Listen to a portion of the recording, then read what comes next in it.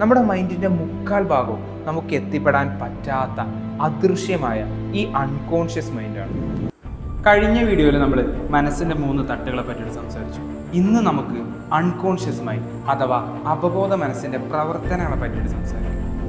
മുൻപ് നമ്മൾ പറഞ്ഞതുപോലെ നമ്മൾ മറക്കാൻ ശ്രമിക്കുന്ന അനുഭവങ്ങൾ, മറന്നു എന്ന് വിചാരിക്കുന്ന ഓർമ്മകൾ, നടക്കാണ്ട് പോയ നമ്മുടെ ആശകൾ, പേടികൾ, ട്രോമകൾ എല്ലാം തീർന്നു, മറന്നു കഴിഞ്ഞു എന്നൊക്കെ നമ്മൾ വിചാരിക്കും. പക്ഷെ ഒക്കെ ഈ അൺകോൺഷ്യസ് മൈൻഡിനകത്തുണ്ടാവും. നമ്മൾ ഓർക്കാൻ ആഗ്രഹിക്കാത്ത ഓർമ്മകളും അനുഭവങ്ങളും ഡംപി എന്നൊരു ചവറ്റുകൊട്ടയായിട്ട് ഈ അൺകോൺഷ്യസ് മൈൻഡിനെ നമുക്ക് പറയാം. എന്നാൽ നമ്മൾ സപ്രസ് ചെയ്യുന്ന ഇത്തരം കാര്യങ്ങൾ ഈ ചവറ്റുകൊട്ടയിൽ ചുമ്മാ ചെന്ന് കിടക്കില്ല കേട്ടോ, അവിടെ കിടന്ന് കളിക്കും. എന്നിട്ട് ഈ പ്രഷർ കുക്കറിനകത്ത് പ്രഷർ എന്ന് പറയുമ്പോൾ ആവി പൊങ്ങുന്നുണ്ടല്ലേ, അതുപോലെ പൊങ്ങി വരും. ആവിയല്ല കേട്ടോ, അസുഖങ്ങൾ. അതാണ് സൈക്കോസൊമാറ്റിക് ഡിസോർഡർ. എക്സ്റേയിലോ MRIയിലോ ഒന്നും നമുക്ക് ഈ അസുഖങ്ങൾ പോയിന്റ് ചെയ്യാൻ കഴിയില്ല.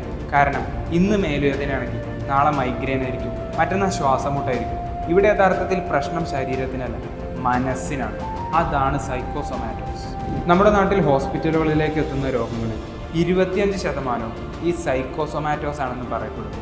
നമുക്ക് ബുദ്ധിമുട്ടുള്ള ചിന്തകളും വികാരങ്ങളും അടിച്ചമർത്തുകയോ അവഗണിക്കുകയോ ചെയ്യാണ്ടിരിക്കുക, ഇമോഷൻസ് ഒക്കെ എക്സ്പ്രസ് ചെയ്യാം, കാര്യങ്ങൾ തുറന്ന് സംസാരിക്കാം, പ്രശ്നങ്ങളൊക്കെ ഷെയർ ചെയ്യാം.